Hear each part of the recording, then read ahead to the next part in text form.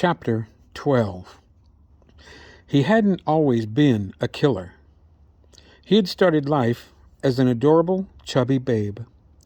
From outward appearances, his early life had been quite idyllic and indeed even privileged.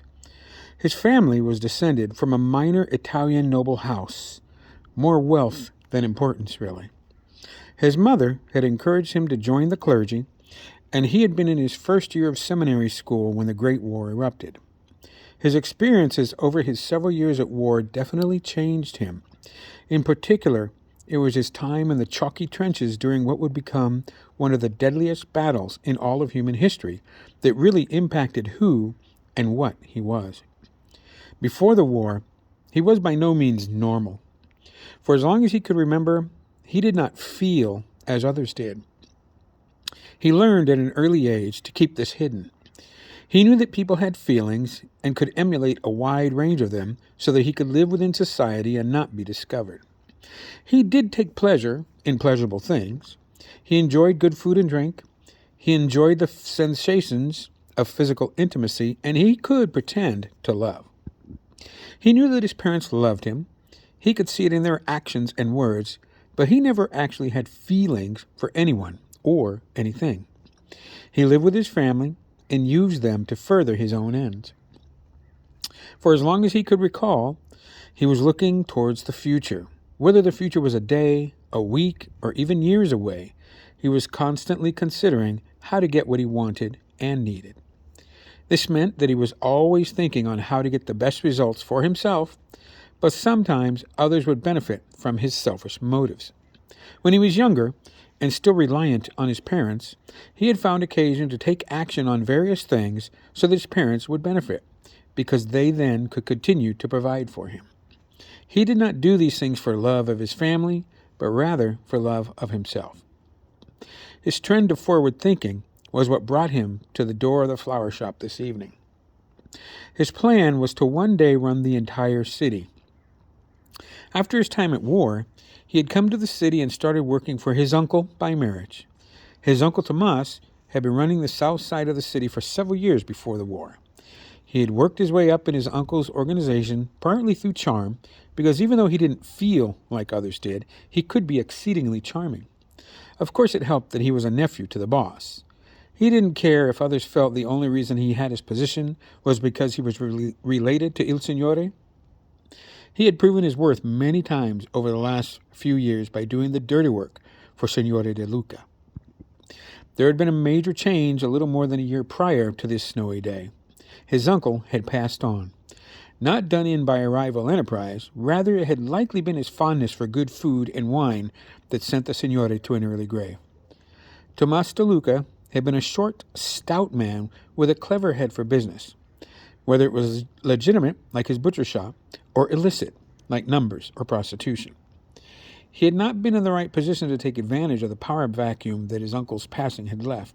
Instead, it was his aunt who had stepped up to run the south side in her husband's stead. His Aunt Sophia was his own mother's younger sister, and she had known him all his life. In fact, she had been there for his birth. Since the passing of his mother, his aunt was the only person who called him Vito. He tolerated this because she was family and had turned out to be even more astute at business than her late husband.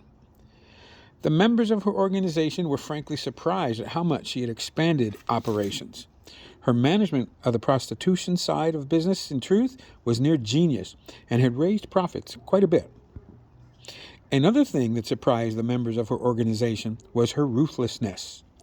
He had done more dirty work for his aunt in the last year than he had done for his uncle for several prior years. This was to his advantage because it meant that there was more money in their organization, and as he was near the top of things, it meant there was more profit for him as well. He had been making promises and consolidating his personal power for almost 2 years.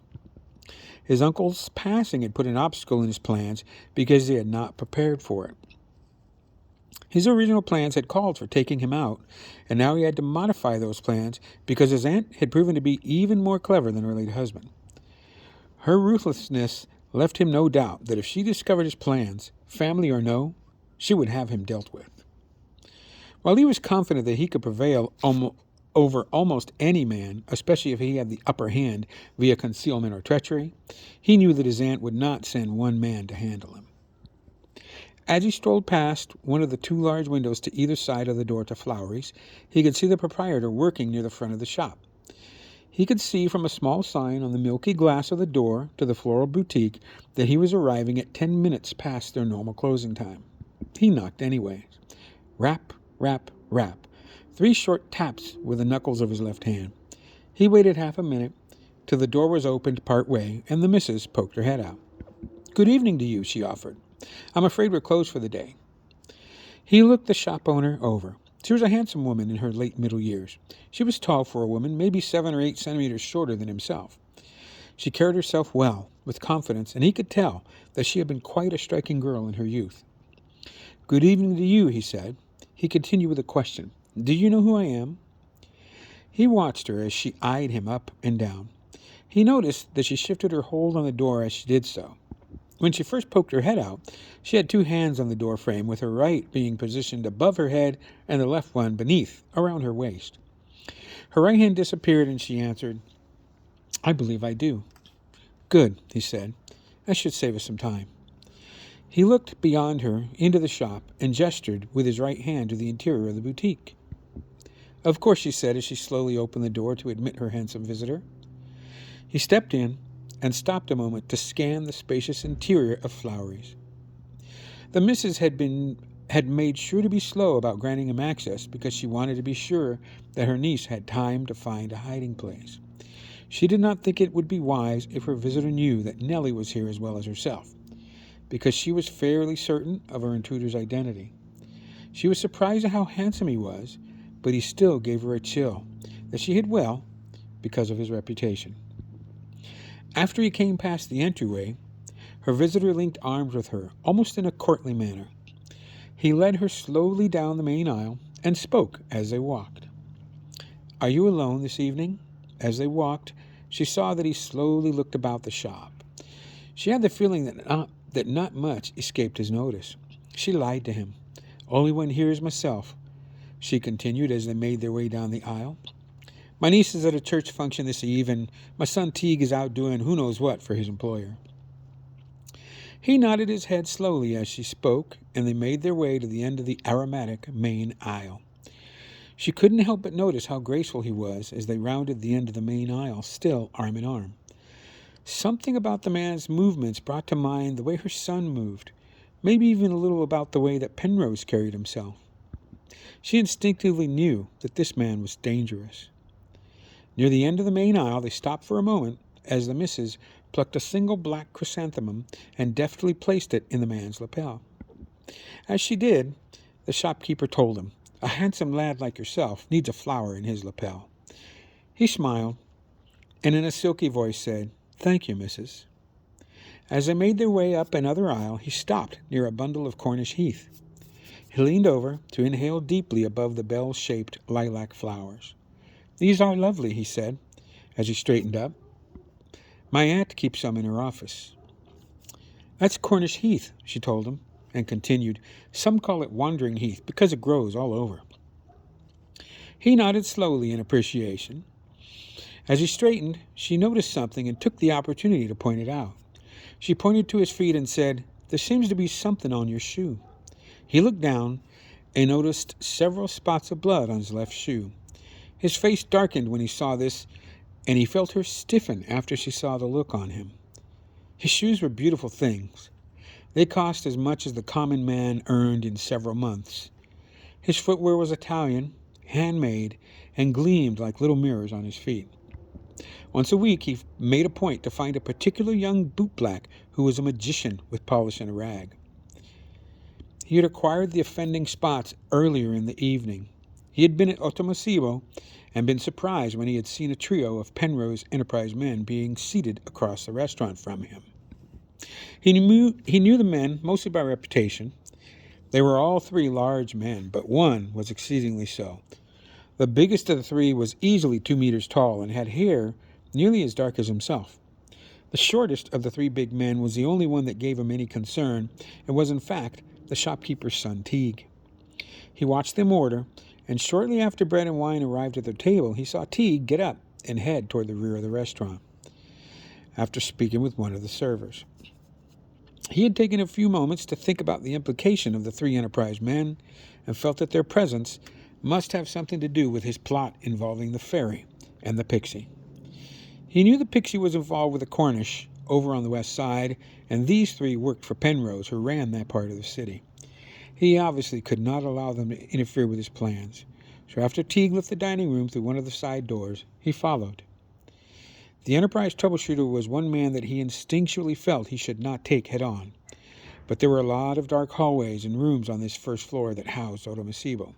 He thought that he could certainly use the darkness and his native stealth to handle the troubleshooter before he became troublesome. He had been ready to make this happen in one of the dark hallways. He had the razor out when he was tackled by one of Teague's companions. He had made short work of the big bruiser and left him lying on the floor in a spreading pool of his life's blood. That's where the blood had come from. It hadn't been necessary to kick the prone man in the belly, but it had been gratifying. Since he did not want to face Teague in a fair fight, he had left the restaurant and made his way here to the flower shop because he felt that he might need some leverage in his near-future dealings with that Enterprise troubleshooter. As he recalled this, he drew the razor out of his pocket. It was ivory-handled and really a thing of beauty. He noticed that she recoiled slightly when he held it out. This was a common reaction to it he had experienced over the years that had been in his care. Found it in an antique shop on Fleet Street, he told her, as he slowly turned it over in his deft hand. She made no move, either to grasp the proffered tool or to escape. As he slowly opened the thing, he recalled finding it at the end of the war. He had been wandering the shops with no clear goal or destination, and had found himself in a small, cluttered antique emporium. He roamed about the shop and was near the rear of it when he distinctly heard a whisper, or maybe he felt it. "Vito," it called, and he turned toward a display case. It was glittering there on a middle shelf. It was open, and he could see that the shelf was dusty, but it was not. When he called the proprietor over to remove it from the case, he noticed a clear outline in the shape of the razor in midst of the dust. When the shopkeeper took it out, it had been cool to the touch.